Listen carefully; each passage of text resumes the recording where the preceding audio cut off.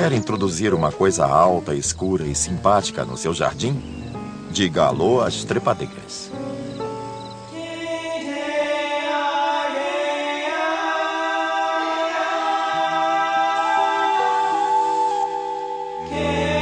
O mundo secreto dos jardins. Trepadeiras. Distribuição Sinapse.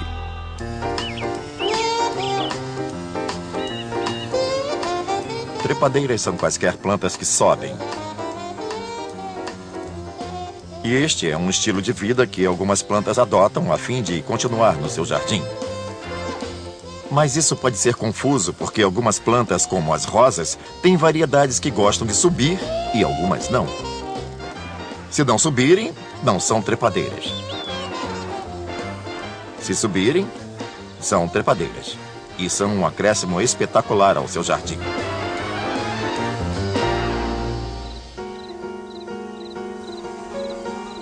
Quando muitas pessoas pensam em trepadeiras no jardim, nós pensamos em clematis ou uvas, mas existem literalmente centenas de trepadeiras diferentes por aí.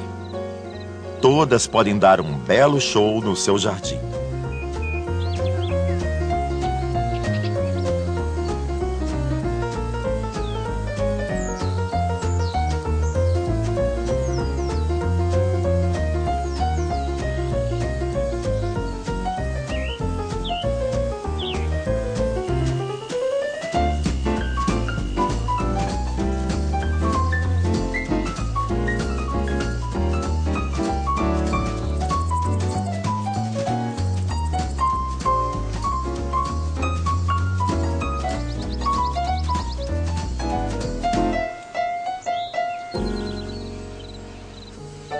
Na primavera, as trepadeiras têm uma pequena vantagem na competição. Elas não gastam tempo nem esforço para construir estruturas de suporte, não usam galhos para se expor ao sol. Ao contrário, todo o seu esforço é voltado para o movimento para cima e vencem a competição alongando suas hastes, crescendo rapidamente sobre o que for, seja uma árvore, um arbusto ou uma treliça. Dessa forma, elas recebem o máximo de luz solar. Quando o sol começa a aquecer o solo primaveril, as trepadeiras anuais começam um processo louco, que se inicia pela semente no princípio da estação de cultivo. Germinam, têm de crescer muito rápido, cobrir toda a superfície que puderem e coletar toda a luz possível do sol para, então, direcionarem todos os esforços na produção de um enorme número de sementes a fim de garantir uma nova geração no ano seguinte, porque no final da estação de cultivo, morrerão. Um exemplo disso é a chamada flor da lua, famosa por só desabrochar à noite. E a conhecida e anual glória da manhã. As trepadeiras anuais, como a glória da manhã, têm apenas uma curta estação para se exibir, o que significa que tem que aproveitar a chance. Quando a primavera chega, elas crescem bem rápido, formando o máximo de flores possível bem depressa, para que os insetos polinizem.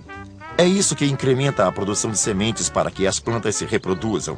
Tudo é em função da reprodução, da continuação da espécie. E o tempo corre. And I've got time.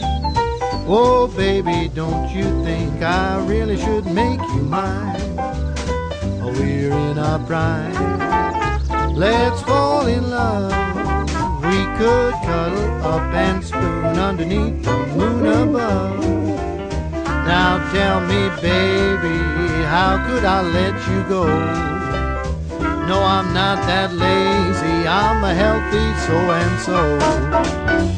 We're in our prime, what do you say? Let's not hesitate and wait, everything gonna be okay.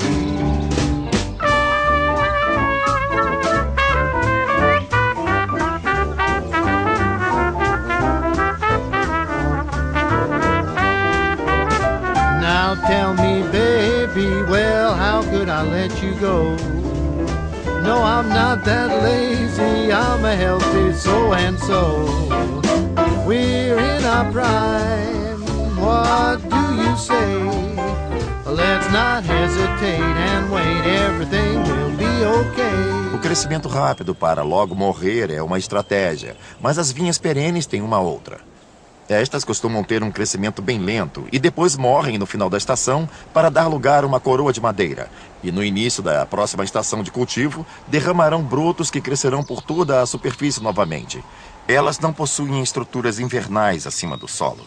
Uma outra estratégia comum para atravessarem o inverno é formar mais hastes de madeira. As videiras formam um tecido de madeira bem resistente para que possam manter a vantagem que ganharam de subir pela copa das árvores e se acomodarem em torno delas.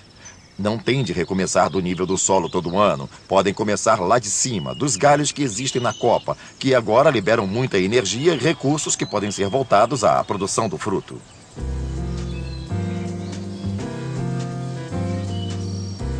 Entre as vinhas favoritas estão as que produzem um caule espesso de madeira. No caso da Wisteria, as hastes vivem anos e anos seguidos e vão crescendo cada vez mais. Podemos ver Wisterias que têm centenas de anos e que a cada ano vão ficando um pouco mais grossas. Não recomeçar a partir do solo a cada ano dá a elas muito mais energia, que elas podem utilizar para elevar sua altura. Quando você conseguir que suas flores fiquem altas assim como um anúncio de outdoor, ficará surpreso de ver que criaturas elas atrairão para o seu jardim.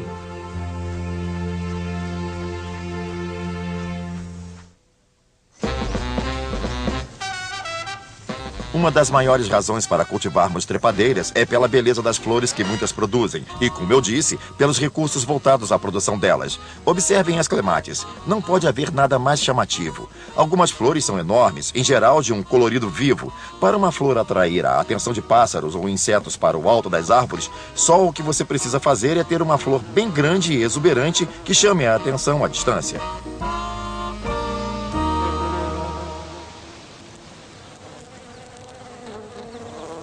Se observar uma trepadeira clematis ou uma trepadeira de rosas, alguma coisa assim, verá que são locais de tráfego intenso de insetos. Existem várias espécies de abelhas, moscas, vespas, criaturas assim que vão pousar ali em busca do néctar. E a vida sobre as folhas de uma trepadeira pode contar muitas histórias interessantes. Se você vir formigas passeando sobre folhas com aparência de doentes, como se tivessem debruns amarelados, estará observando um dos mais interessantes relacionamentos. O que parece ser bolhas amarelas na folhagem é, na verdade, um inseto da escala. Se olhar bem de cima do seu corpo translúcido, verá seus olhos e patas e a sua indolência sobre a superfície da folha. Estão constantemente sugando fluidos da folha e seriam totalmente vulneráveis não fossem os soldados mercenários favoritos dos jardineiros, as formigas. Elas patrulham e vigiam os insetos da escala, mas estes pagam um preço por isso. Quando a formiga começa a bater ritmadamente as antenas sobre um deles, é para cobrar. O inseto da escala oferece à sua guardiã gotas de um líquido doce fresco tirado da trepadeira.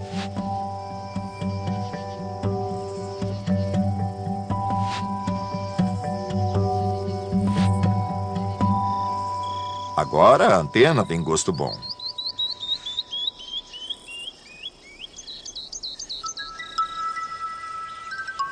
Mas esse não é o único jeito de obter proteção numa trepadeira.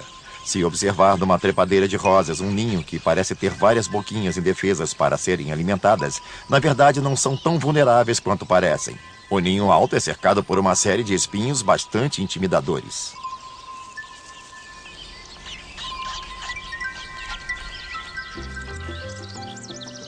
Mas as aves têm outras razões para adorar as trepadeiras, principalmente os pássaros que se alimentam de néctar. Se, por exemplo, você gosta de beija-flores no jardim, não vai querer dispensar as videiras da trombeta. Tem flores cujo néctar é difícil de ser coletado por outras criaturas, mas os beija-flores são especialmente adaptados com um bico longo que pode penetrar nas flores e retirar o néctar eficientemente.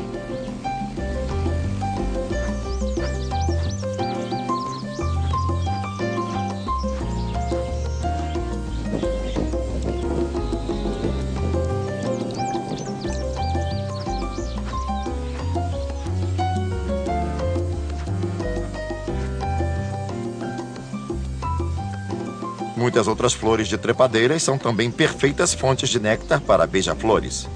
Os feijões de corredor, por exemplo, porque têm cor viva e por isso são muito visitados por beija-flores.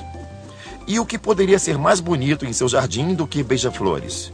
Cores espetaculares se alimentando de flores espetaculares.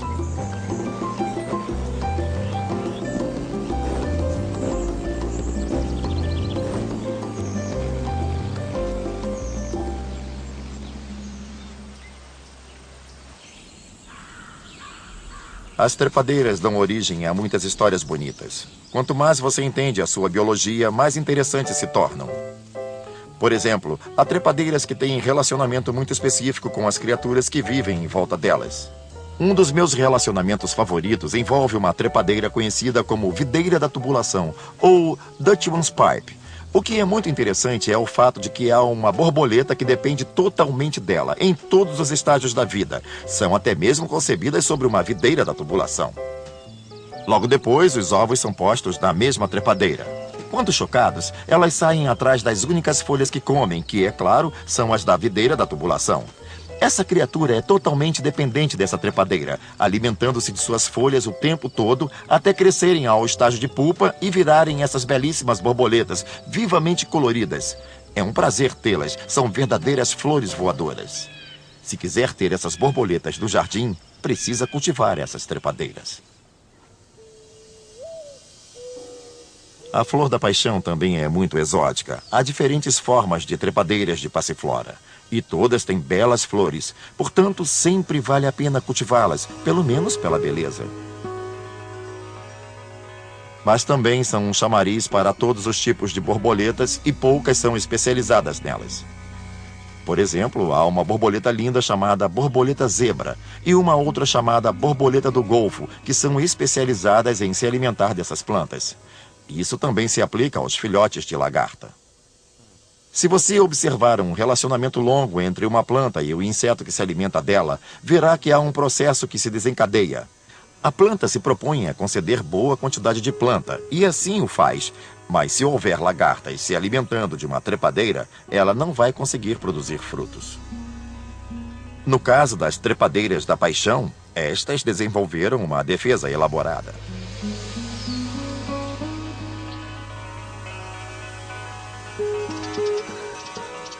Algumas passifloras produzem pequenos corpos de folhas que parecem pequenos ovos de borboletas.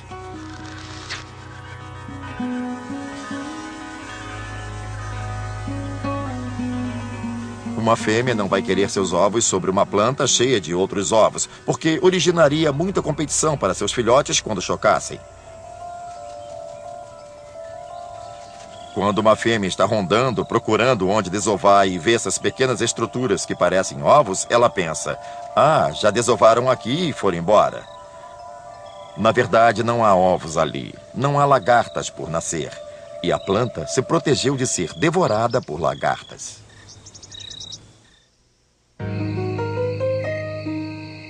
Darwin deixou de ter noites de sono para observar as trepadeiras crescerem e escreveu que o movimento delas parece tão estudado que dá a impressão de que a planta pensa. Plantas trepadeiras podem ter estratégias diferentes. Algumas crescem lateralmente até encontrar uma barreira onde possam descer. Outras tendem a subir. O problema é que isso requer uma estrutura de suporte. Se a planta crescer rápido demais, pode faltar suporte a ela. Trepadeiras enfrentam isso entrelaçando suas hastes, o que lhes dá força extra para que possam ir em frente até que tenham a sorte de encontrar a próxima estrutura de suporte. As trepadeiras que sobem têm duas estratégias: embaralham-se nas plantas hospedeiras ou em outras estruturas. Se forem ervilhas de cheiro, vão estender um monte de gavinhas finas que irão seguindo seu caminho até encontrar uma barreira. Se enroscarão naquele suporte que encontraram, criando uma série de verdadeiras âncoras sobre o hospedeiro.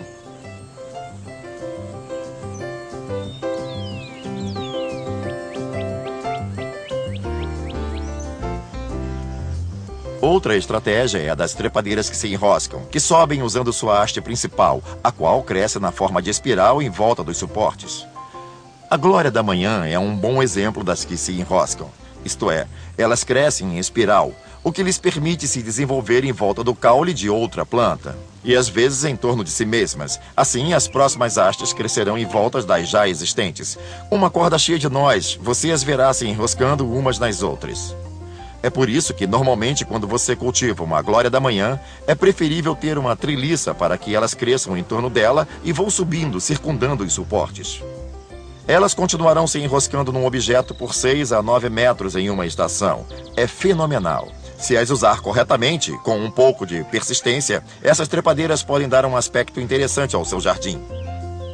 Os feijões de corredor fazem a mesma coisa. Vão se emaranhando, se enroscando e subindo pelas coisas. Portanto, para cultivar belos feijões de corredor, por exemplo, é sempre melhor ter uma estaca ou várias outras fincadas, ou qualquer coisa do gênero para que possam circundá-las.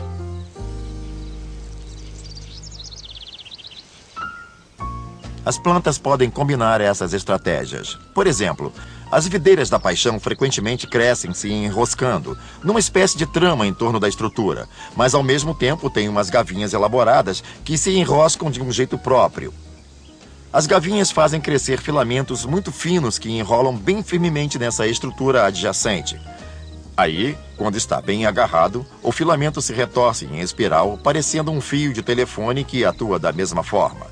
Essa serpentina mantém a trepadeira firmemente fixada e, nesta primavera, ela já está pronta para aguentar ventos fortes ou curtir um bom tempo que permita que se esparrame um pouco mais para receber mais luz do sol.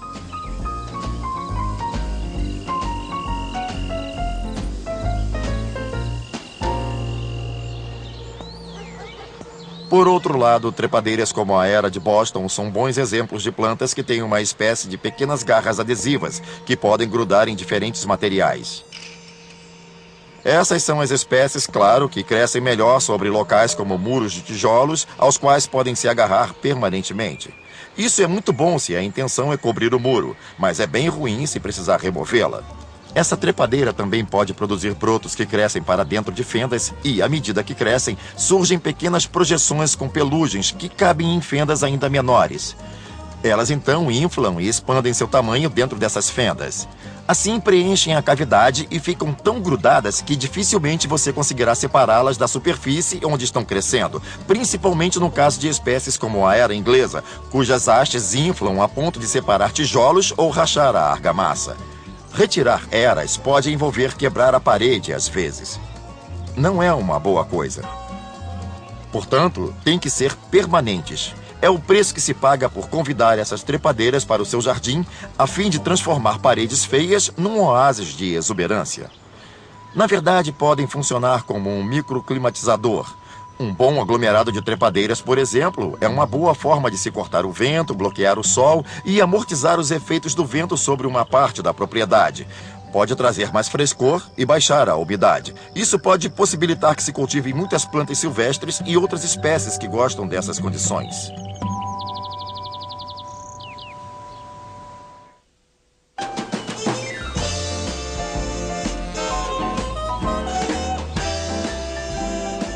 A vantagem das trepadeiras é que, como você não precisa pôr toda a sua energia na construção de grandes estruturas de suporte, tem possibilidade de fazer com que seu cultivo se desenvolva rapidamente e assim ter muitas trepadeiras que vão crescer devidamente. Às vezes, trepadeiras de jardim podem se desenvolver bem até demais. Algumas, como esta ervilha doce perene, podem requerer algum esforço para que sejam controladas. Esta pode ficar muito bonita, mas é uma espécie irascível que gosta de se esparramar pelo seu jardim. Algumas outras trepadeiras costumam ser vistas como sementes. Esta ervilha pode ser um problema ao ser removida, porque ao ser puxada, deixa cair sementes pelo solo, causando a você problemas no futuro. Outra planta que dá trabalho é a chamada trepadeira Dog Strangling.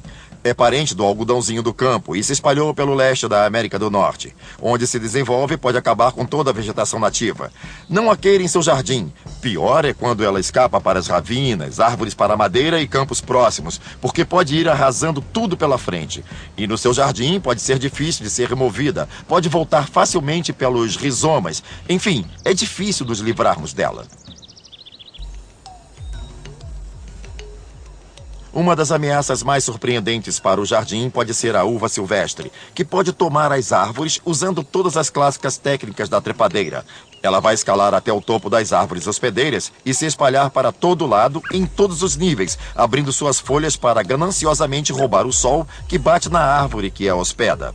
E uma vez estabelecida, usará toda a energia na produção de frutos, que, na minha opinião, são de fato muito bonitos.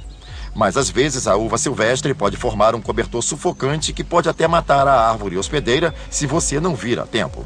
Aliás, você precisa ser muito atento ao usar qualquer dessas trepadeiras invasivas, como qualquer um que já cultivou a videira da Virgínia sabe. Elas podem rapidamente alcançar grandes distâncias, lugares errados, bem antes de você entender o que está ocorrendo. As trepadeiras podem usar seus superpoderes para o bem e para o mal. Se você souber utilizar o vigor delas, uma vantagem é que pode lhe oferecer diversas oportunidades de decoração. Pode transformar seu jardim num interessantíssimo espaço tridimensional. Às vezes, lhe darão um pretexto para que construa estruturas elaboradas a fim de ter trepadeiras sobre elas. Essas estruturas, em geral, são belas e acabam cobertas por uma linda diversidade de cores, flores e frutos. E, além disso, você tem a chance de fazer de seu jardim um lugar mais complexo e mais interessante, de forma a poder dividir espaços grandes em partes menores, se quiser, onde possa cultivar diferentes tipos de plantas, criando diferentes tipos de sentimentos e de humores no seu jardim. Também oferecem a você diferentes dimensões para onde olhar. Por exemplo, os passarinhos são sempre muito ativos nas copas das árvores, mas ficam longe demais para que se observe o que se passa lá em cima. Se construir uma estrutura como uma pérgola com trepadeiras, criará um ponto de observação mais perto de você. E o que aconteceria sobre as copas, você verá de perto, ao nível dos seus olhos. É bem mais divertido assim. Você pode ser bem mais artístico ao projetar o seu jardim se incorporar trepadeiras. Eu, por exemplo, nunca ficaria sem elas.